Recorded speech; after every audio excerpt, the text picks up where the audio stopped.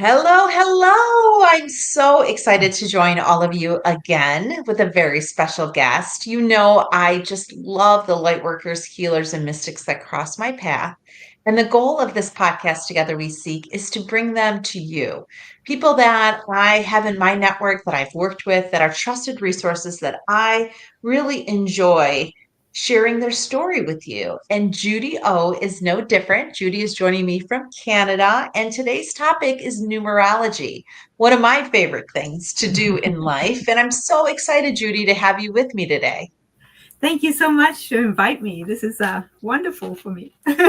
Oh, I just love it. I love your work. I've been out on your website looking at all the things that you do. And what I love most about it is like you use these tools, some people will say ancient tools, to really help people figure out who they are and why they're here. Yes, and in these uncertain times, we need it even more, right? Because we really need to come from our center. Because when we're centered in ourselves, then it's much easier for us to navigate our way and to stay confident and clear in our decisions. So, how does numerology fit into that?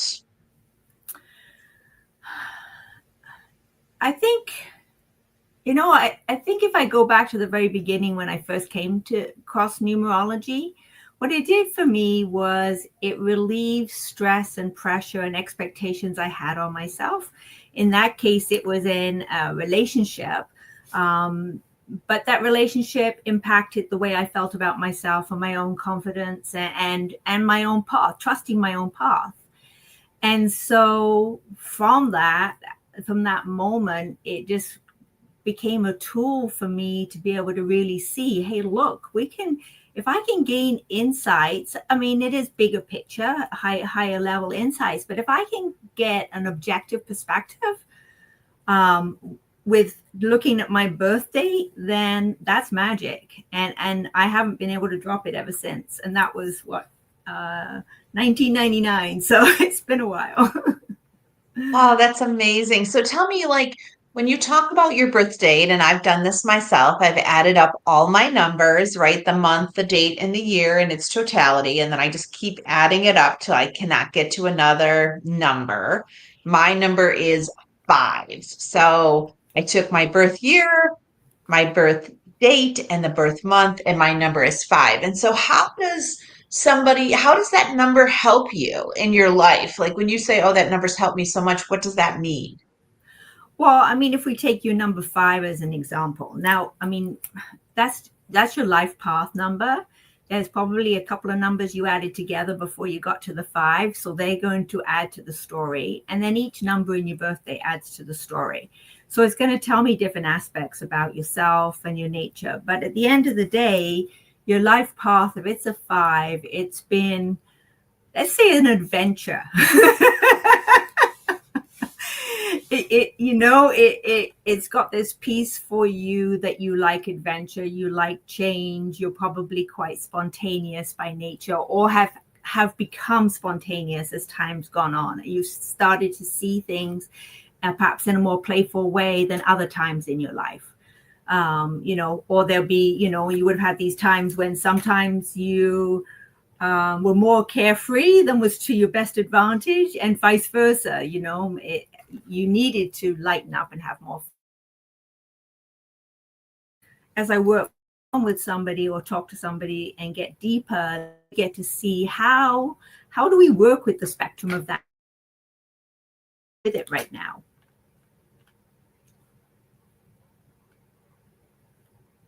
That's super interesting. And I know Judy has been joining us today. She's in and out of internet, but I'm going to keep it going because I feel like numerology is something that I use so much too. Even when I'm driving by mailboxes or I get something that comes my way, I always add up the numbers. So how how do you feel that numerology, the use of numbers in your life, how do you feel like that can be useful? Like I do love how you just talked about my number five, and I do agree with you. But how is numerology useful to people, and why should they tap into it?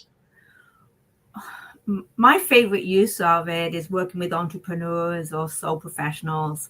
and using it from a timing point of view and being able to see where I mean, in life itself, I mean, it's useful too with our families to be able to see what are the dynamics in the families.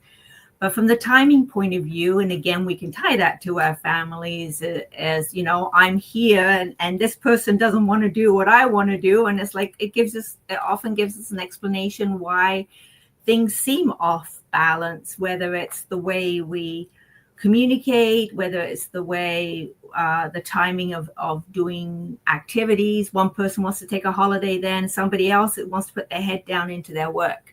So when we understand that, we can actually see where the meeting points are within the year or the months ahead, and also being able to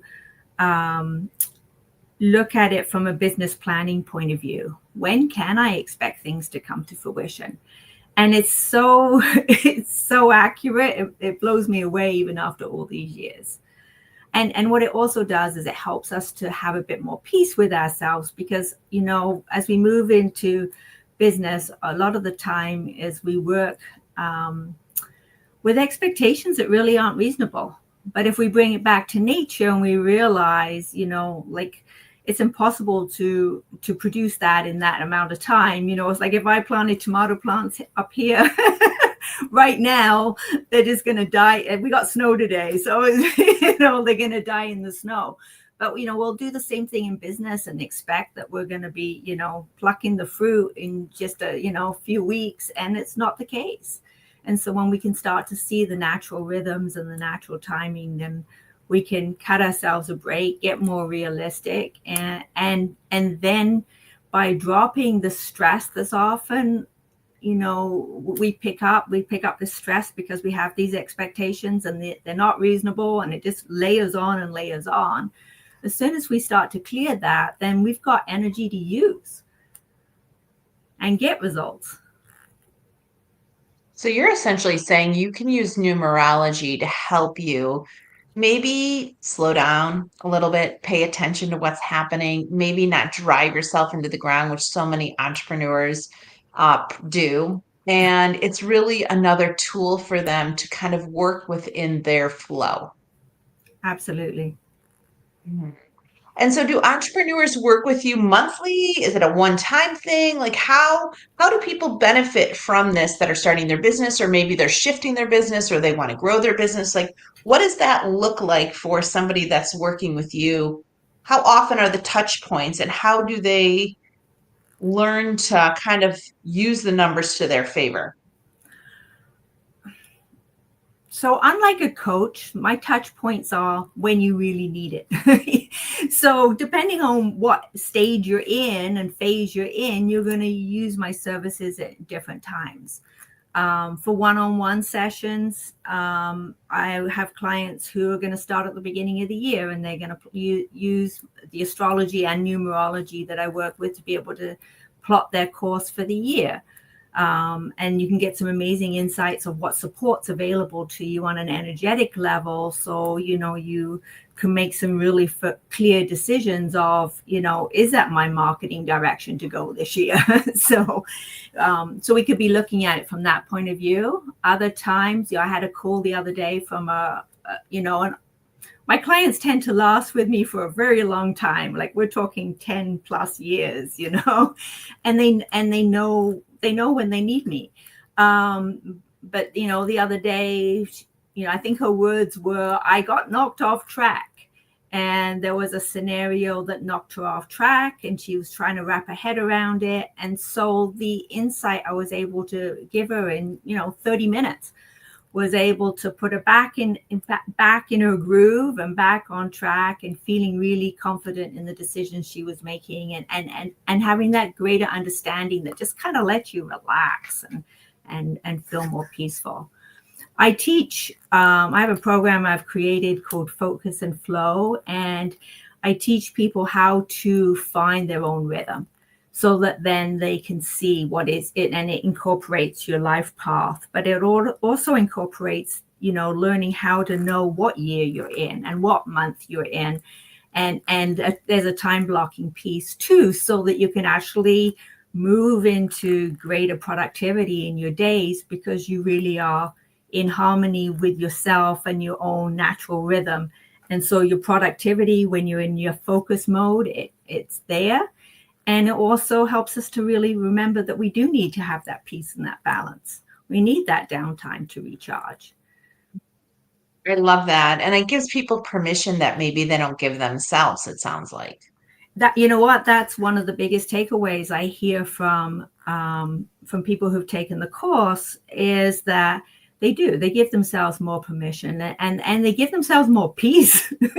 They stop criticizing themselves and others. That's another piece of the numerology, is it really helps you recognize your own individuality. It helps you to know who you are and your operating mode, if you will. And you get deeper, and you get, over time, you get more reverence for yourself, and you get more reverence for your style.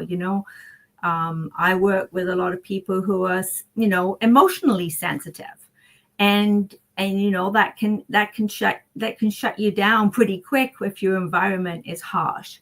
And by recognizing that your emotions are actually your asset, not your liability, that everybody's been telling you for so long, is a game changer, So it does. It gives you this perspective, and it allows you to allow other people to be themselves. Makes a ton of sense. That makes a ton of sense. And I feel like, even though I do birth charts myself and I'm really into numerology, I don't think I've gotten to a point where I know how to really use it on a day-to-day, month-to-month, year-to-year thing. And I know I could benefit from it too. But I can imagine like that one day, you didn't wake up as a kid, or you, you didn't come through as a kid and be like, okay, I'm going to do numerology. So, and astrology, and I'm going to show people how to use the energy and flow of the universe to really enhance their experience as a human, because that's what I feel like you're doing. How did this come through? I know you mentioned, a relationship, but like, was there a compelling moment where you started to look outside yourself or within yourself to say there's got to be more than this? I think for me, it was when I had my kids, I knew I wanted to be more of an old-fashioned mom, stay home, raise my kids, be with them, walk them to school, home for dinner, all that good stuff. But I also knew I needed to keep my fingers in another pie to grow myself and to have purpose. Like, no, not that a mom doesn't have great purpose, it absolutely does, but have other things going on at the same time and use my intelligence and such like. And the needing to understand why things weren't going so as well as I wanted them to do, the reason I didn't get, why wasn't I getting the results? I went into network marketing when I first had my kids, because I thought, the promise, multi sources of income, it's going to be the easy path. And it's not or at least for me, it wasn't the easy path, and I can see why from many angles now. But that whole piece of, understanding why things are the way that they are. And that's what made me go into it. It was really, and I think the other part that made me go into all of this metaphysics, was I didn't have this career path support from my family and friends, because nobody understood it. And, and I didn't know I was on a spiritual path. Of course, we figure it out later, right? So, it was me trying to make sense of why am I where I'm at? Why am I getting these results, but not those results? Why, how do I know I am in fact on the right track, and I'm not crazy, and I'm not making a big mistake? And, can I really trust my intuition?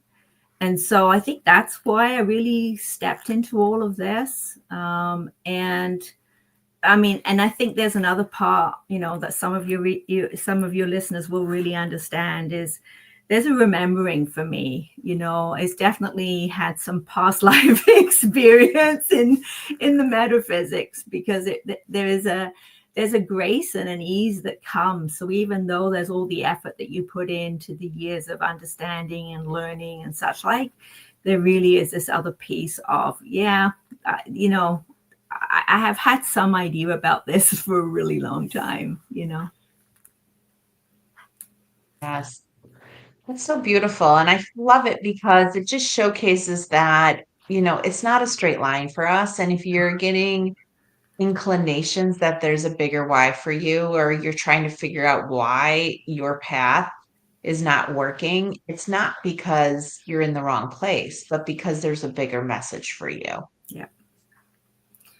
Yeah. And when you're in it, it's hard to see it at times, right? And that's why I love these different tools and modalities that help to give us this bigger picture, and this greater understanding, and again, more appreciation and more reverence. Mm. So if someone's listening to this and they're like, this is all very interesting. How do I know if I'm living in my flow? Like, am I not? Like, what would you say are clear indicators from some of the people you've worked with that are in their flow?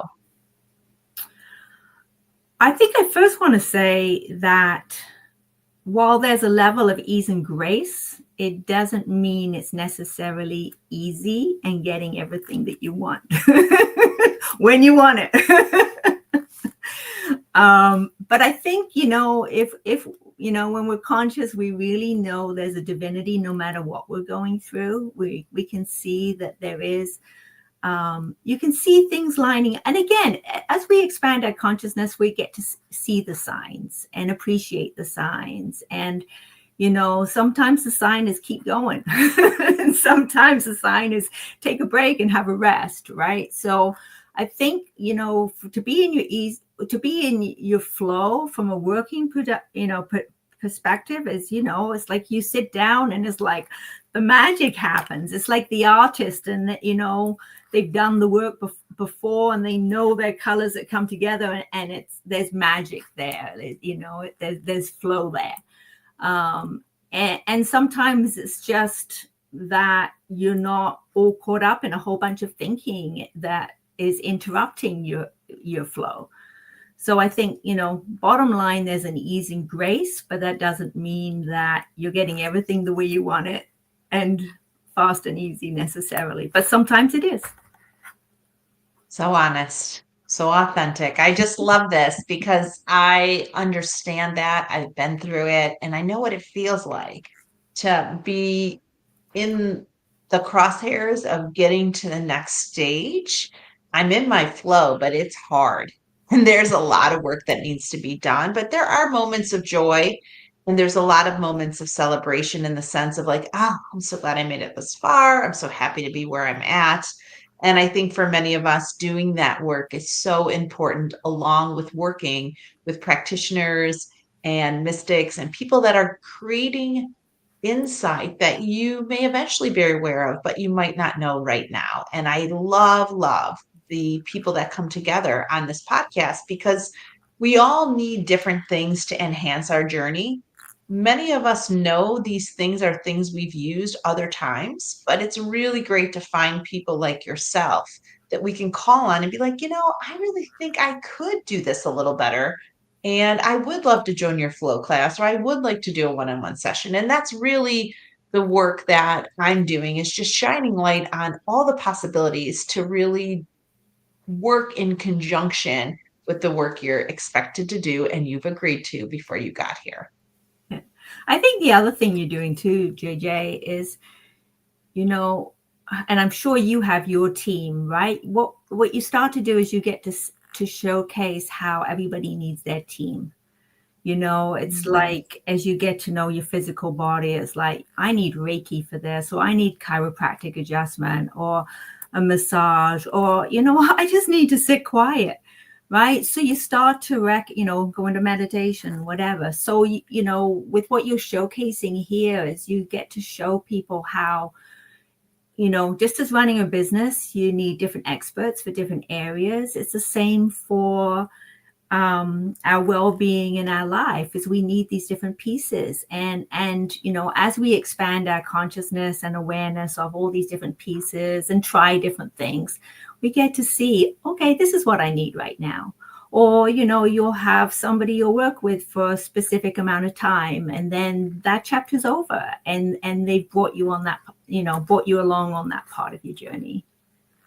Mm, that is the truth. That is the truth. I love that. And I talk a lot about that in my third book, Seeking, of all the practitioners I use to kind of move through those stages to get where I'm at. And that's kind of how I started this podcast, is I wanted to showcase the people that I work with because I love them and I love the work that they've helped me move through. And so I'm so excited to have you, Judy, with me here.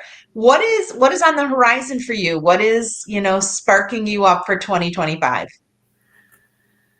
Uh, Actually, it's like you pick your word for the year, and mine was magic, and being magical. Because what I realized is that I got stuck in this piece of constantly working.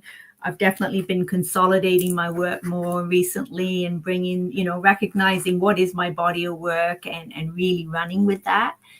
But that other piece of really bringing in this magical piece and allowing magic in our lives, like it really is. It's like, and I'll say, it's like meeting you was part of that magic. It's just really, yeah, allowing, and as part of flow too, right? Really allowing the opportunities to connect and link together, and make the magic happen.